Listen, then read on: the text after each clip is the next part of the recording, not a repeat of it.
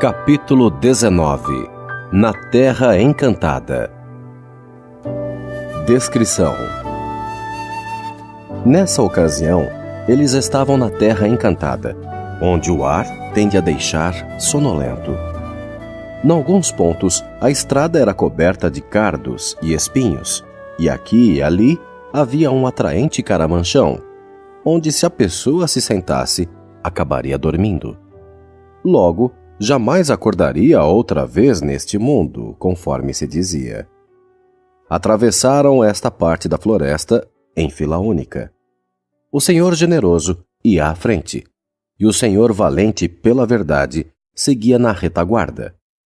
O Senhor fraco caminhava próximo ao generoso, e o Senhor desânimo ia logo adiante de valente pela verdade.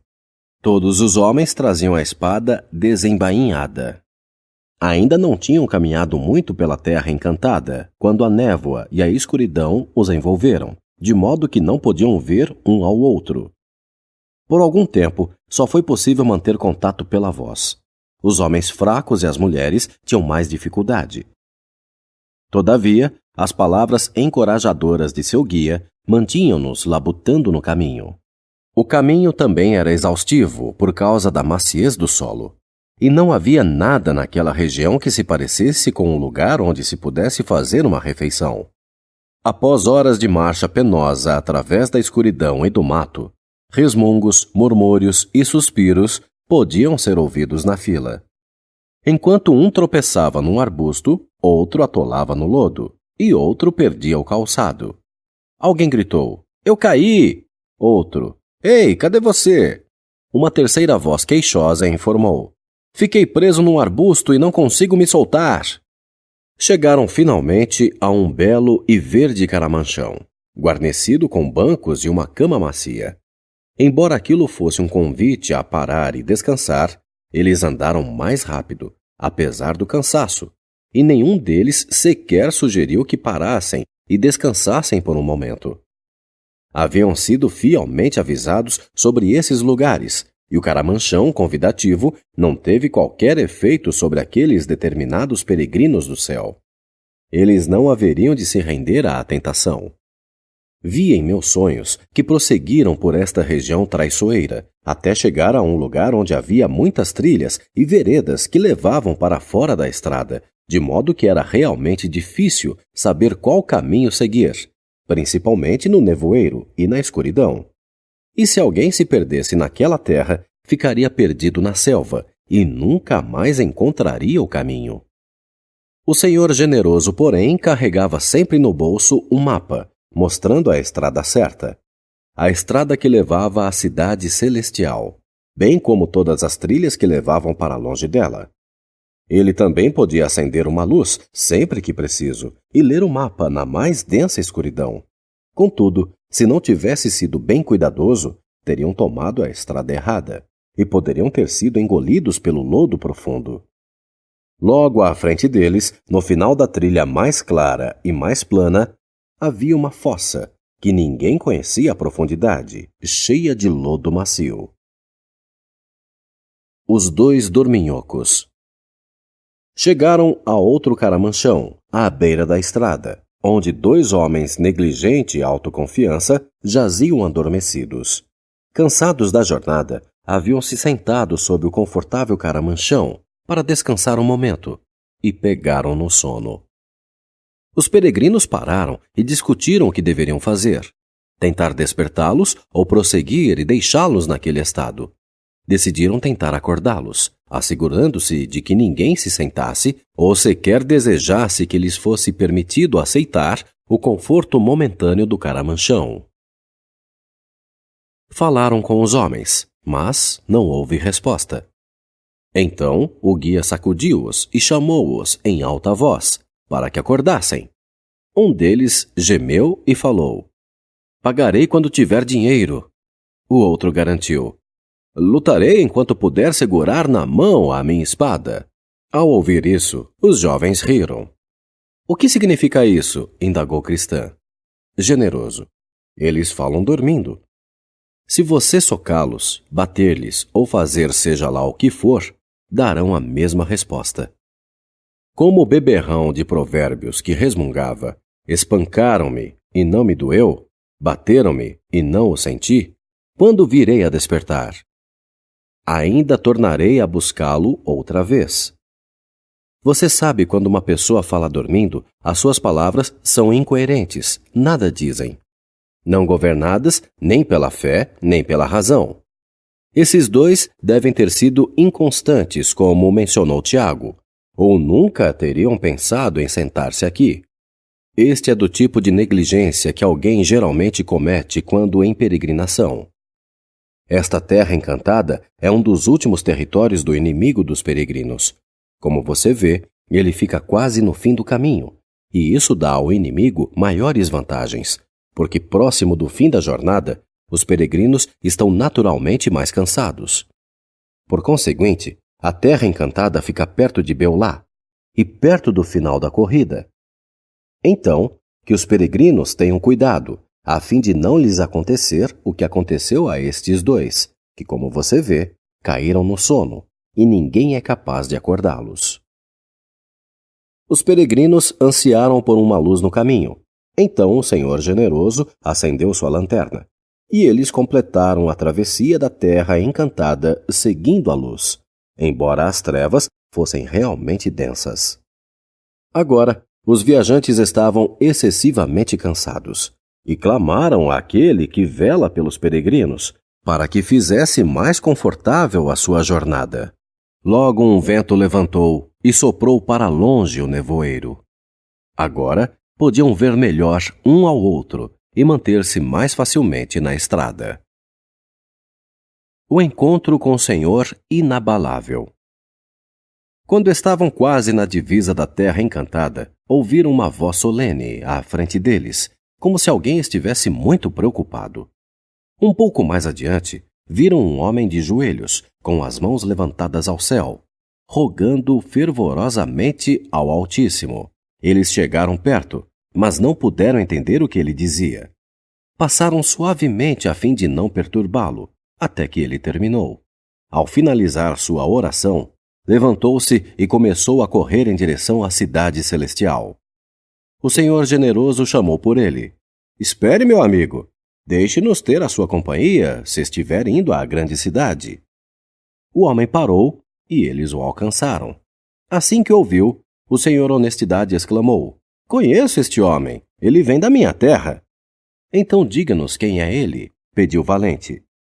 É o Senhor Inabalável, um velho amigo meu e verdadeiro peregrino. Então Inabalável cumprimentou. Olá, Pai Honestidade, você por aqui? Sim, confirmou ele. Estou aqui tão certo quanto você também está. Bem, certamente estou alegre por encontrá-lo nesta estrada. E alegro-me muito por vê-lo e por tê-lo encontrado de joelhos. O quê? Você me viu de joelhos?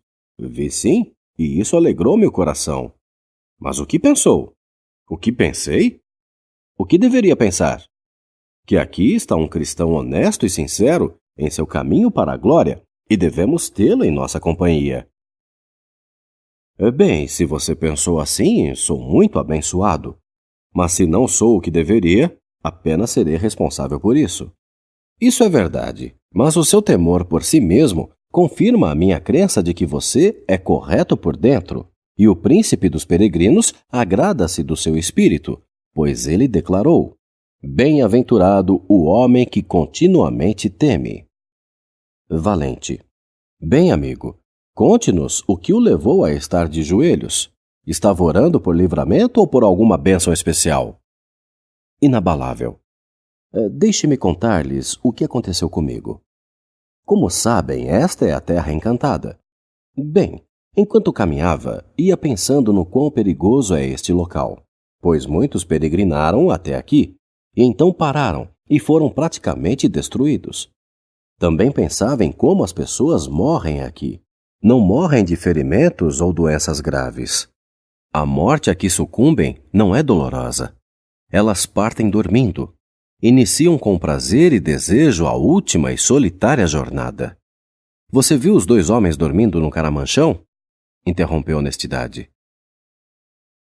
O livramento do Senhor inabalável. Inabalável. Sim, e isso é muito mal. Eles eram audaciosos demais, ou muito autoconfiantes. Não tentei acordá-los porque sabia ser inútil. O seu sono é espiritual e derradeiro, mas deixe-me prosseguir com a minha história. Enquanto caminhava pensando neste sono misterioso e no quão facilmente os homens são vencidos por ele, apareceu alguém vestida de modo muito atraente e falou comigo e ofereceu-me 3 coisas: o seu corpo, a sua carteira e a sua cama. A verdade é que eu estava muito cansado e com sono. E também sou tão pobre quanto um rato de igreja. Mas eu a repeli. Ela sorriu e não deu atenção à minha repulsa. Então, comecei a ficar bravo. Mas isso também não teve importância para ela. Prometeu-me então que, se eu me rendesse, faria-me rico e feliz e ficaria muito famoso. Por quê? Declarou ela. Eu sou a amante do mundo e os homens ficam famosos e felizes por minha causa. Perguntei-lhe qual era o seu nome e ela respondeu que era Madame Bolha de Ar. Isso levou-me a deixá-la. Não obstante, ela seguiu-me com as suas fortes seduções.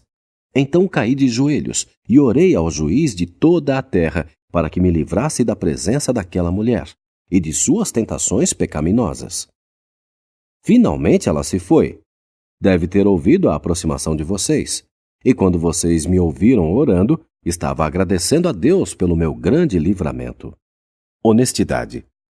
Sem dúvida, as intenções dela eram más. Pretendia arruinar a sua peregrinação ou a sua vida. Mas espere aí. Desde que você falou de suas feições, tive quase certeza de que a conhecia ou que tivesse ouvido alguma história sobre ela. Madame Bolha de Ar? É uma mulher alta e atraente, de aparência um tanto trigueira? Inabalável. Sim.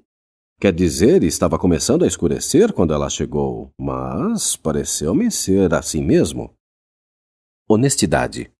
Tinha uma voz adocicada e sorria triunfante ao final de cada sentença.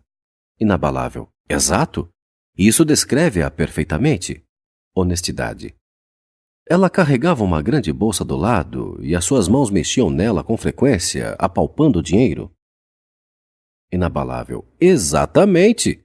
Se ela estivesse parada à sua frente neste momento, você não poderia dar melhor descrição. Honestidade. Então, quem fez o seu retrato era um bom artista. Generoso. Esta mulher é uma serva de Satanás. É por causa de suas bruxarias que esta região é encantada. Quem deitar a cabeça em seu colo ou seu ombro estará deitando no cepo sobre o qual pende a lâmina fatal. E quem admira a sua beleza e os seus modos é considerado inimigo de Deus. É ela quem mantém o esplendor dos inimigos dos peregrinos. É ela quem tem desviado a muitos da vida de peregrinação. É uma pessoa extremamente astuta e hipnótica. Ela e suas filhas estão sempre nos calcanhares de algum peregrino influente, elogiando e promovendo as excelências do presente mundo. É uma amante audaciosa e imprudente. Ri dos cristãos pobres para envergonhá-los, enquanto cumprimenta efusivamente os ricos. Se sabe de alguém que é esperto para ganhar dinheiro, fala bem dele de casa em casa. Adora festas e banquetes. Anuncia aos 4 cantos que é uma deusa e muita gente a adora. Ela tem uma casa de jogo e corrupção e ufana-se de que ninguém lucre tanto quanto ela. Promete enriquecer os filhos dos filhos se a pessoa tão somente amá-la e servi-la. É muito liberal com o dinheiro, se perceber uma chance de ganhar com isso. Gosta de ser procurada, gosta que falem bem dela e gosta de deitar-se no peito dos homens. Nunca se cansa de enaltecer suas posses. Promete coroas e impérios a quem seguir-lhe os conselhos. Tem mantido muitos sob o seu controle e conduzido milhares ao inferno. Oh, alegrou-se o senhor inabalável. Que bênção foi tê-la resistido e ter sido livre do seu poder. Para onde ela me teria levado? Generoso. Para onde? Só Deus sabe. Mas sabemos que aqueles que lhe seguem os conselhos caem em tentação e em laço e em muitas concupiscências loucas e nocivas, que submergem os homens na perdição e ruína. Foi ela quem incitou Absalão contra o pai e Jeroboão contra o rei.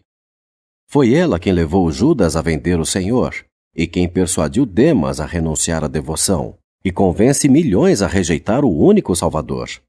Traz divisão entre rei e súditos, pais e filhos, marido e mulher, vizinhos, e entre uma pessoa e o melhor dela, entre a carne e o espírito.